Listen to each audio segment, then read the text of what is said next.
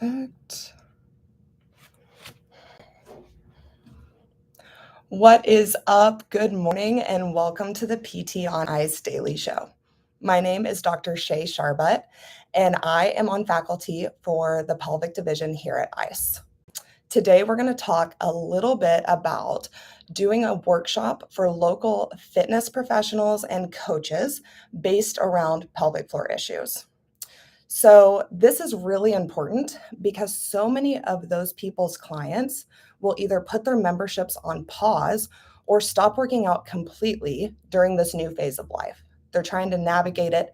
Maybe it's their first time being pregnant or their first time being postpartum, and they might not have a pelvic floor specialist friend or a good provider telling them that it's okay to do these things. They might have a really good relationship with their coaches, and so this is going to be the first person they talk to about these things. So typically, whenever I first start talking to a gym, I will contact the gym directly, either their gym manager or their gym owner or their head coach, about the interest that they might have in a workshop like this. We can DM, we can email, and you might even have a close enough relationship to text these people. But it's really best if you can get a meeting face to face and build that relationship.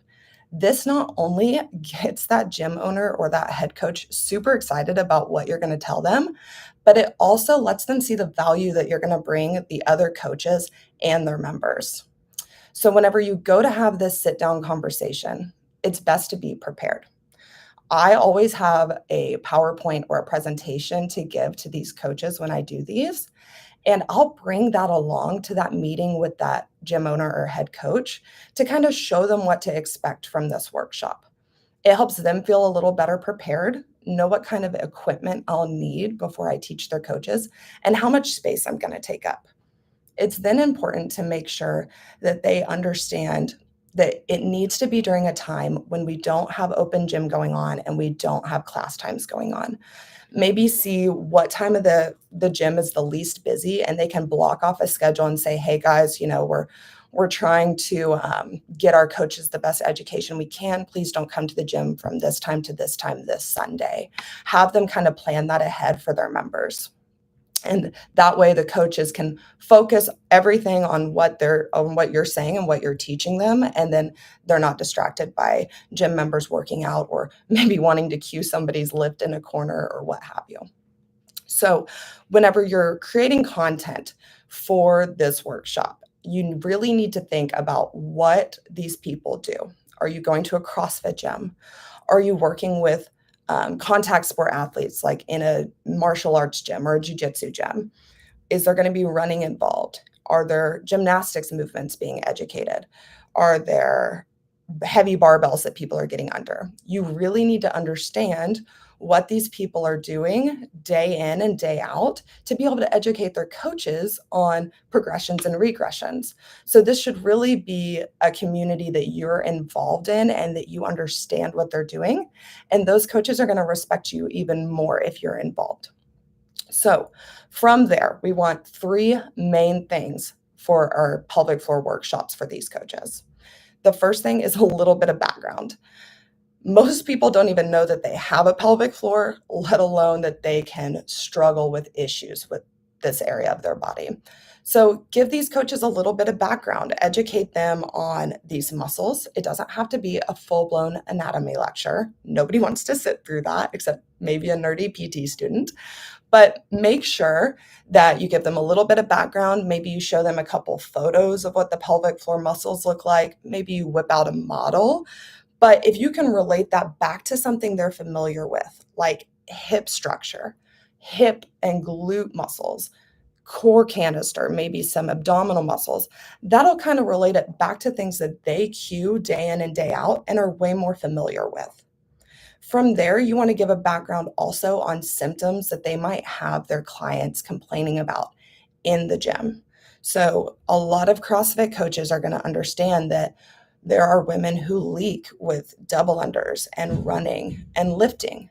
but maybe educate them on some abdominal pain, maybe educate them on heaviness in that vaginal region. Really make sure that they understand that these symptoms are not the same for everybody and that points of performance are most important. And we'll get to that here in a second.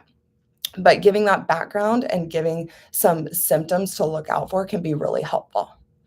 Part two of the pelvic floor workshop, you want to make sure that you give good demonstrations. So let's say, for example, I'm in a CrossFit space and we're talking about pull-up regressions and progressions throughout pregnancy and postpartum. If I'm talking about a banded pull-up, I'm going to take out my band and I'm going to show them different variations of a banded pull-up. I'm going to show them what I like even more, a toe spot pull-up or a low bar pull-up. We're going to go over points of performance. We're going to talk about engaging the lats. We're going to talk about holding that nice hollow body position and cues that we might give someone who has a baby in their belly, such as hug baby or pull baby close to your spine, and then have the coaches practice that with each other.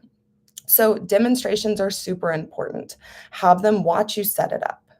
And from there, you wanna have a discussion and get their minds thinking about when they would use these different variations. So if we're going to stick on this pull-up progression example, let's say that we're talking about a workout being done in class, Fran. That's a great, easy example. So for those of you that don't know, Fran is a 21-15-9 of thrusters and pull-ups. Let's say I give them an example, like someone is 5 months pregnant. It's their first pregnancy. They're having some uncomfortable stretching on the abdominal region. They don't like it. They are really good at kipping at baseline, but doing that large kip is really bothering them. What kind of scale would you give them? Question these coaches, ask them these questions and get their brains thinking and have them think through some different variations that they would use. It's also important to teach these coaches and have them think about timeline. So you don't want the time domain for this pregnant or postpartum athlete to be vastly different than everybody else in class. So if she can't do strict pull-ups, or it would take her forever to do strict pull-ups, and this Fran workout is taking people in class 5 minutes or less, what variation could we give her? What rep scheme could we give her to give her the similar stimulus to the rest of class and make her feel involved? So having the coaches build this discussion with each other and get out of their comfort zone from their typical scaling options can be super fun and helpful. Also, lets it be a little bit more active. From there, I typically get a million more questions about specific movements. So be prepared to answer questions about rowing. Be prepared to answer questions about going upside down. Maybe they'll ask you about bench press, not only laying on their back, but getting up from that bench press and that being uncomfortable. They're always going to ask about core exercises. So have things ready, have examples ready to go for more demonstrations, but really make it a discussion, and that'll be a lot more fun and involved of a seminar. So that's part two. We covered part one being give a little bit of background. Part two being some good demonstrations and examples of class workouts. Part three that you want to make sure you get is the coaches doing these things, get them involved, get them moving. So we already talked about it a little bit with pull-ups, but if we're talking impact progressions, make every coach in there get their plate out and they're going to do toe taps with you. Make sure they're coaching each other through different breathing techniques under load. And then from there, we're always talking about #BeAboutIt here at ICE. Get a group workout going. Have everyone have to choose a variation that they normally wouldn't do, a scaled option that they normally wouldn't do.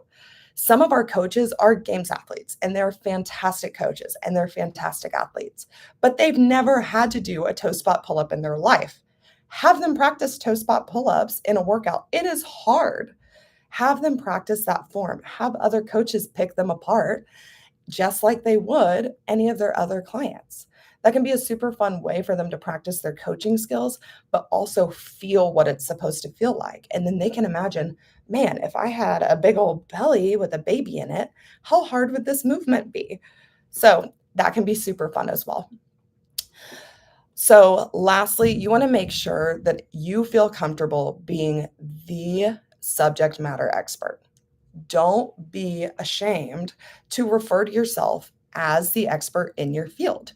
You want to make sure these coaches have someone to ask, someone to talk to, someone to send their clients to, that they don't feel comfortable modifying their workouts or they have more questions that are just out of their scope. It's okay to be the subject matter expert. It's okay to know what you're doing. I think sometimes we apologize for that. And we just need to be confident and know that we're the person that they should refer to. We are the fitness forward professional and we are in it with them. We understand what these mamas want to do. So make sure you're cool with being the referral source for these coaches. Guys, thanks for listening. Our next cohort for level 1, if you want to learn more from your pelvic crew, that is in July, and then that's selling out really fast. Make sure you also get signed up for level 2 if you've already done a level 1.